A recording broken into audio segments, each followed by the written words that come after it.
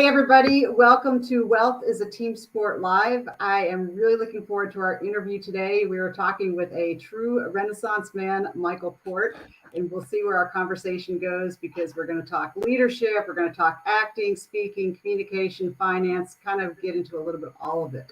So for anyone who's new to the podcast, welcome.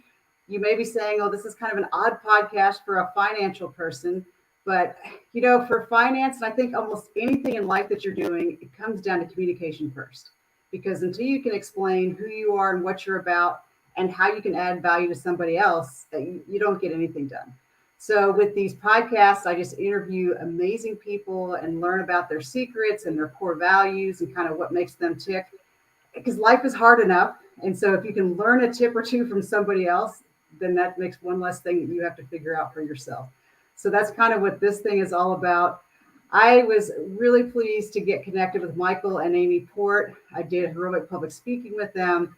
And just like any great mentor you have in your life, I just can't say enough about all the cool things that I learned.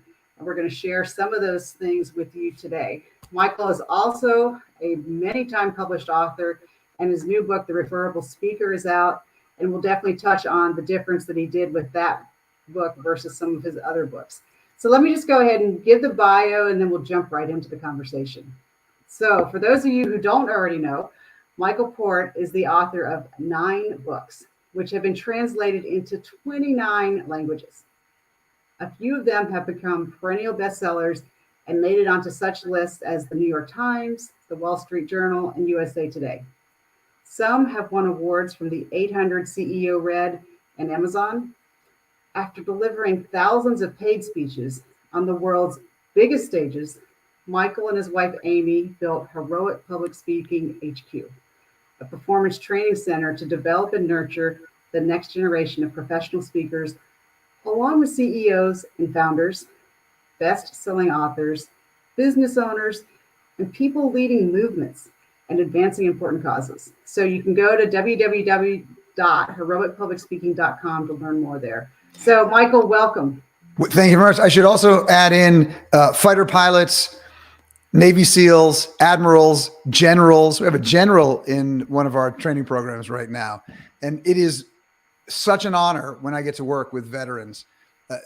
They're some of my favorite people to work with, not just because of the extraordinary work that they've done throughout their career, but they actually do what I ask them to do, which is incredible. Immediately, and that's the best part because, anytime you have an opportunity to work with somebody that has a certain degree of mastery in the subject that you want to learn a lot about, you should just do whatever they tell you to do and then see if it works, as opposed to thinking about, well, they told me to do that. I'm not sure. Should I do it? Maybe it makes me nervous. I don't know. Just do whatever they tell you to do. And I can tell you another thing. So my wife and I have a sailboat, and every once in a while we have people who come on the boat. And so, I might ask them to help crew in one way or another. And if they've had no experience, that can be a little bit tricky sometimes. And so often I'll start to give them a direction or a directive, and they'll be off doing it even before I finish. I'm like, I didn't even tell you which side of the boat to go. And they're like already walking down, forward towards the bow. But I had a Marine on the boat once, and he had never been on a boat before. And he was the best crew member I ever had because he just listened to exactly what I said. I'd say, you're going to do this. He'd say, okay. Then you're going to go over here. He'd say, okay. And you're going to go over here. He'd say, okay. Now go. He'd say, okay. And then he would do exactly what I asked him to do. It was the best. So I love working with anybody that's come out of, any of the branches of our military.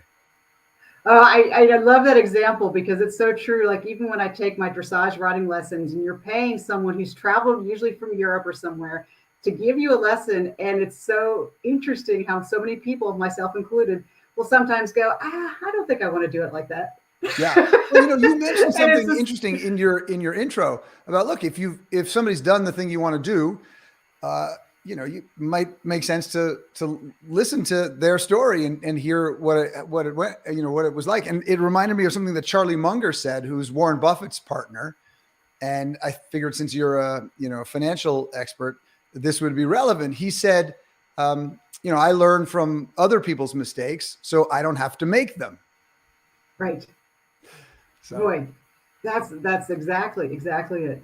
So one of the things I wanted to do, one of the most interesting things when I first met you, was just tell us a little bit about how did you go from being an actor, which is like, wow, all in kind of a program, and then transfer that into essentially leadership, because now you're teaching and coaching other people, but you're taking something that's very traditionally thought of as one area, and you've transformed it into this really cool experience that's very unique. How did you make that journey? Because I think that in and of itself speaks to how your brain works. Sure. So yes, I was an actor in the first iteration of my career. I went to the graduate acting program at NYU, and I got a master's of acting. And when I came out, I did shows like Sex and the City, Third Watch, All My Children, Law and Order. And I did probably over 100 voiceovers. I mean, for companies like AT&T and Pizza Hut and Braun and Coors Beer. But, after a while, like, how exciting is it to sit in a little booth all day long and say things like, at Pizza Hut, we've got so many pizzas, you can do something different every day. So many pizzas, one great deal. It's not that meaningful, or 1-800, call ATT. If you say that 1,000 times in one day, it's, you're kind of wondering, like, what am I doing here exactly? So for me, I didn't find it that fulfilling because I wasn't doing extraordinarily interesting projects, and I was really impatient. I was young, I was immature, I wanted to make my way quickly. And so I decided to leave acting, and I talked my way into a job in the fitness industry for which I was completely unqualified. I told them I was unqualified, mind you, but I made my case for why I thought they should hire me on the business side of the industry, not as a trainer. That wasn't, I didn't have any expertise in that at all, but I did very well. And within a short order, I was running a division of this public company. And then I was asked to build a very high-end health club in New York, spent some time doing that. And I did realize pretty early in that I probably wasn't the best employee, that I was much better in a leadership role, and I was probably a born entrepreneur. And so I decided to make my way.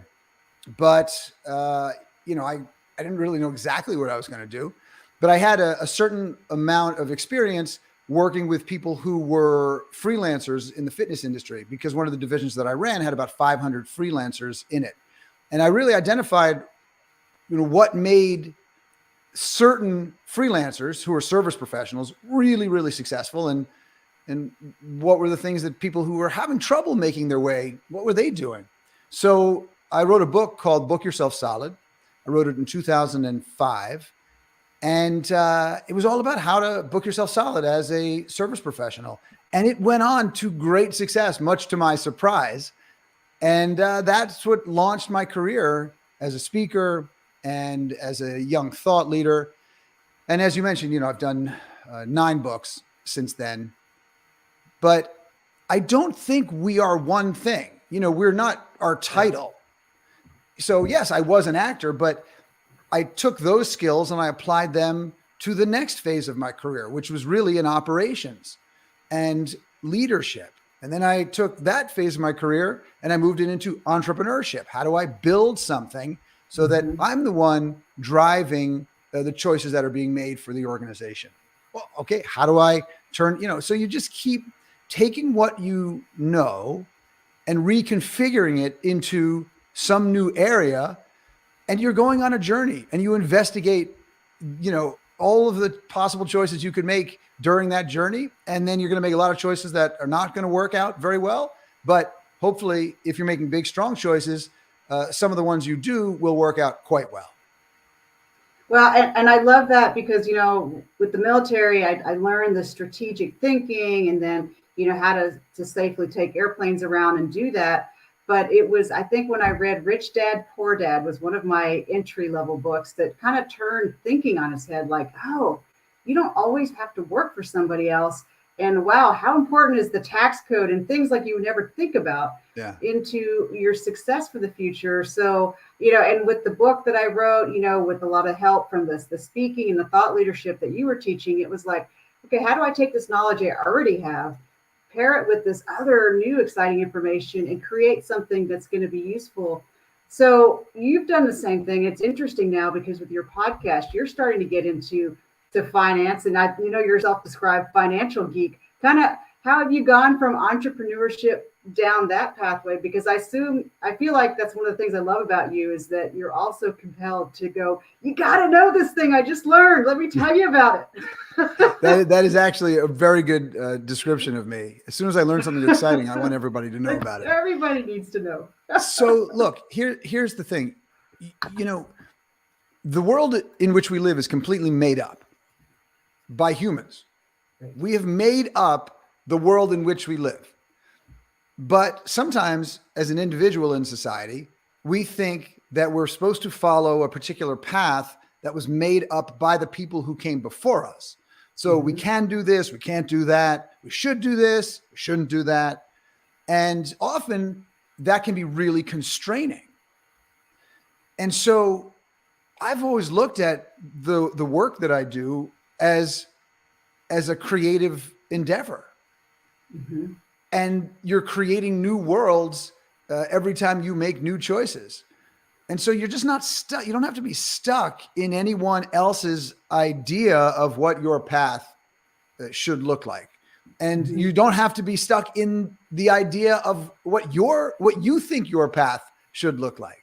So, you mentioned I'm going down the personal finance road. I'm not going down the personal finance road for commercial purposes, meaning I'm not going to do anything related to personal finance commercially. I did do 10 episodes on my podcast, Steal the Show, mm-hmm. specifically focused on personal finance, but I did it because I think it's so incredibly important to the people that I serve. I work mm-hmm. with professional speakers and entrepreneurs, and very often they focus on learning how to be better marketers or better operators or better salespeople. And when I have conversations with them, I'll often talk to them. So, well, how do you manage your tax planning? What do you do with the money you make? What's your investing strategy? And often I get responses that either go like, it's not really where I'm focused right now. So that's one answer that I get with a lot of stuttering or stammering. And then sometimes I'll say, yeah, I got a guy that does it. Anytime I hear, I got a guy that does it. First of all, if they say it's a guy, that makes me worried. But it's like, I've abdicated it to somebody else. Right. And that makes me worried too, because it's very different to work with someone, to partner with someone that's going to help advance your financial situation than abdicate responsibility to somebody else. Those are two very different things. And so I didn't do the podcasts. I didn't do this season by myself. I brought my CPA to do it with me because he's a bona fide expert in personal finance. He's also a CFP. So this way, I knew that I didn't have to worry about being perfect. He could make sure that when we were talking about the tax code, we were right on the money. We were talking about,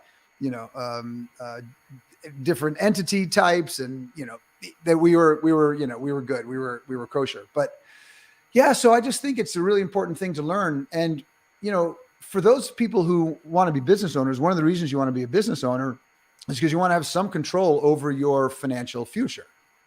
I would think you want to take the cap off the limits that might be associated with whatever you're doing now. You want to try to earn more income. But to what end? What's the point of it? Well, some people may just want to get a nice new F-150, somebody mm-hmm. else might say, well, I don't know, I'm in a bigger house. Someone say, I want a fancy boat. People might want to make more money to consume more, which is fine. But what's going to happen to you when you don't want to work anymore? Because that business may not be saleable. I mean, somebody might come along and offer you a ton of money for your business, but they may not. So I think the purpose of a business for a small business owner is to produce income for the future. Obviously, it has to cover your needs right now. But when I think about it, it's like, okay, we want to generate profit so we can take as much of that profit as possible and put it into other investments that are outside of our business that either appreciate over time and or produce cash flow now. Because if we don't, and we just keep funneling it back into the business, all our eggs are in one basket. And this way, exactly. Yeah. Well, this way, this way you have options, because just a few months ago, we had an offer from a private equity firm, an 8-figure offer to buy our business, which is, which is exciting. We didn't take it because the terms didn't really work for us, and the terms that we wanted didn't really work for them. So we decided not to do it. But we didn't need to do it because we've been looking at the business as a cash flow generating machine for our other investments that would give us a future that would be secure. So we didn't have to sell when the first buyer showed up. Exactly. And I love that you bring that up, because it's about creating options. And for a lot of the entrepreneurs out there, they forget that if you're not making your money work for you, you've just created a job for yourself. You haven't created that freedom and the ability. And working is great, but it's even better when it's because you want to. Yeah. Not because that you're stuck and have to do that. So I love you touched on one of the other things I really talk about in the book, and I think is so important, is this idea of the teams that you have in the different areas of your life. So, if you have a family and you have kids, you're partners with your spouse or your partner, and you've got that team. And, for myself, I have my Air Force team that I work with. And, with entrepreneurs, you don't want to just abdicate. You want to have a team of that mastermind group and those experts that you pull around you. And then I now forever will have my HPS speaking team of all these different people who share that passion. What is your thought about how that works? Because life is hard to do by yourself, but it gets so enriched when you have the different teams that help you, and all of the experts that you surround yourself with, they're following their lines and keeping up with what the latest and greatest is. But, what is your thought on that? Because I feel like you really get that about teams and working, building those areas where everything is bigger and better. Yeah, I don't do any project alone. Period. Full stop. That's an absolute. I don't. Because I'm not so brilliant that I can do everything myself. In fact, I have a lot of weaknesses, and I'm really clear on what those weaknesses are. I'm also really clear on what my strengths are, so I know what I bring to the table. But I can create something so much better when I do it with other people who also bring some really great strengths to the table. So, for example, The Referable Speaker, the last book that I wrote it with my good friend, Andrew Davis. And it's a better book because we wrote it together. Each one of us could have written the book on our own. It would have been a different book, and I don't think it would have been as good. But because we worked so well together, I think we wrote a better book as a result. The same thing, we've got an incredible team at Heroic Public Speaking, and I don't need to micromanage anyone. Sometimes it's remarkable to me how well the organization works, but it's taken a while to get there. I don't think that there are too many successful business owners that would say, oh yeah, I figured out how to produce the perfect team the first time out of the gate, and it's always been like that. I've had people who worked for Heroic Public Speaking who were lovely people, but just weren't meant to stay for the long term for a variety of different reasons. And, I've had people who, I have got people who I think will stay for the rest of their careers because it's their home. And so when you have the right people on a team and you give them the opportunity to really actually be in charge of the work that they do, not just lip service to it. A lot of CEOs give lip service to the idea. It's going to be autonomous, and you're going to have, a lot of decision-making authority. But then what they do is they hover around them all the time, telling them what to do. Now, I might hover a little bit around our events. Like, I would like the music a little louder. I want the music a little lower, little things like that. That's just, I feel like that's my prerogative. But on the real stuff, the big stuff, they do it. And they keep making it better because they have such a commitment to excellence themselves. You cannot, I don't think, force someone into being excellent. And it's one of those things like, yes, you can mentor people to be better at what they do than they are today. But what I have found is there are certain people who are obsessed with excellence, and there are others that are just not that concerned with it. And I'm not going to try to take someone who's not concerned with excellence and try to push them into being excellent. I'm going to look for the people who they don't need me to encourage them to be excellent. They have to be excellent because it's one of their values. And so when you have people who share, who actually live the values that you want to see in your organization, live the values that you want to experience in the people that you're working with, well, it makes it so much easier. Amy and I will be away for 3 weeks. We don't think we're not worried for a second that there's going to be an issue that can't be handled. Maybe once in a while we'll get a call. Hey, what do you think about this? I know you're away, but just like your opinion on it. But that's very rare because people know how to take care of the things that they take care of. It's a kind of simple process, but I feel very fortunate. The process is simple, but the connecting and selecting for that personality type, that becomes one of the challenges. So just to kind of bring that full circle, because you have this interest in entrepreneurship and personal finance, from your experience in terms of that part of your team, like who's been one of your most valuable team members? Has it been your CPA or just someone whose brain that you pick? It's like looking at it through your lens.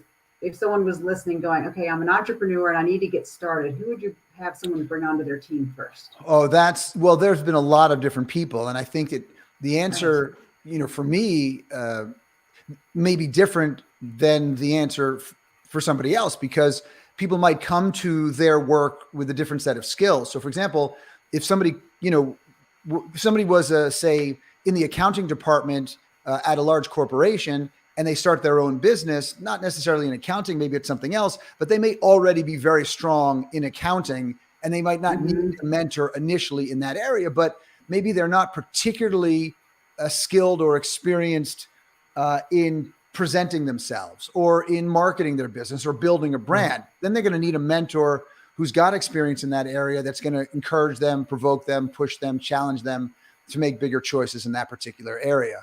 So I think it's going to be different depending on, where your strengths are and where your maybe weaknesses are, or just your lack of experience is. So for me, one of the areas that was really critical has been my CPA, who's also a CFP, as I mentioned. And, we have a relationship such that I can call him anytime I want and ask him any question I want. There's not a quid pro quo type of a relationship. Like, I'm going to bill you 0.25 hours now that you called me and asked for. I'm going to bill you for 17 minutes because we texted. It just doesn't work that way. I pay him a fee for the whole year, and he's there to support me when I need it. That's been an incredibly important relationship for me, but primarily because I've learned so much from him. And I think that's the key. It's the people that you learn the most from that add the most value to your journey, which is different than, I've got this person who takes care of this for me. So, when we work on anything that's tax planning related or finance related, I make sure, and he makes sure, that I understand every single thing that we're doing. Now, I might not remember the actual, codes, the tax codes that we're working on, but I understand it. I also have a personal philosophy, a practice, really, of never doing anything in finance unless I understand it fully and can explain it to somebody else so that they understand it. That's my principle, because I do not think you should ever invest in something you do not understand. And if the person who is selling it to you or pitching it to you can't explain it in a way that you understand, that means they don't understand it. And if they don't understand it, it means it's a bad investment for you, and it's probably making them a lot of money. So that's the key, is that I've learned so much through that process. But internally, for the people that work with us full time,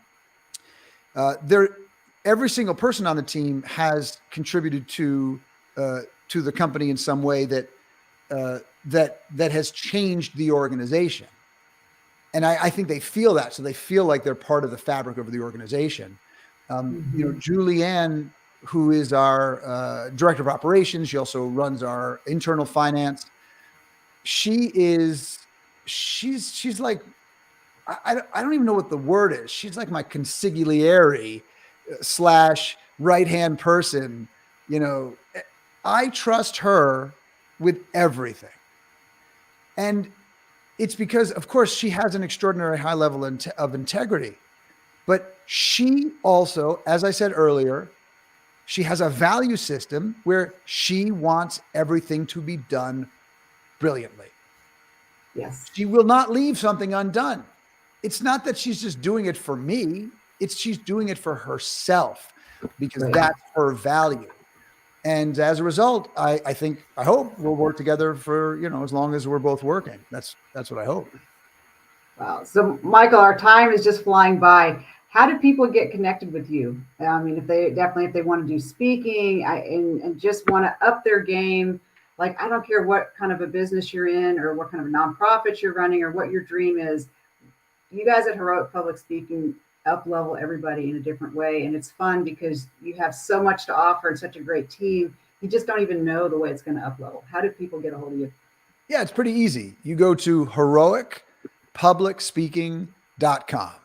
heroicpublicspeaking.com. And, if you want to reach out to us, just send an email to questions@heroicpublicspeaking.com.